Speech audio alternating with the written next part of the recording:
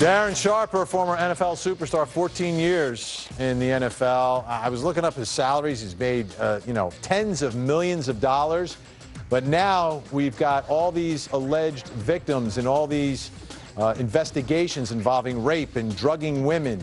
Women, sometimes more than one at a time, are the allegations. He's facing charges in California already and investigations in several other states, including Miami now, down in Florida. Let me bring in Charles Mittelstadt because he has an interesting perspective of all this, because not only is he a great criminal defense investigator, but you've represented NFL players in not exactly similar circumstances, but accused of sexual assault of women. Sure. Ben Roethlisberger, we know he was never charged. Let's say what folks are saying online here a little bit to get your reaction to it and any other thoughts you have about the way the state is building the case here.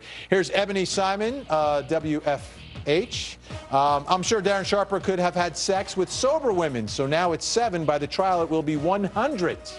Two excellent points. I mean, this isn't a guy that really needs to talk any woman into having sex with him, 1. 2 is she's suggesting that there's this pile-on effect that's going to happen, that through the publicity that more alleged victims are going to surface, and I would suggest that that may have already happened.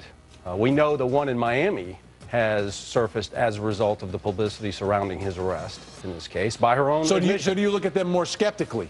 Well, the Miami case, I think, stands alone because that's a case where the allegation is almost 2 years old.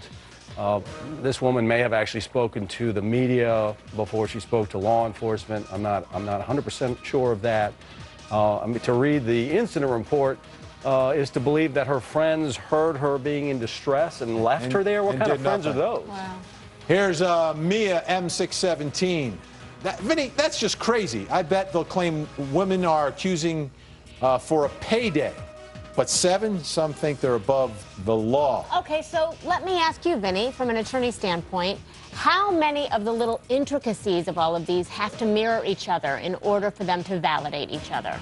You know, how of all of these cases, okay, it happened the same way, he might have used the same thing, but what else are they going to be looking at to determine if this is really, a case that it spans states? I think it's important that if they can link the same exact way he's doing it, becomes much stronger, and you may, in fact, be able to bring the other instances into the courtroom.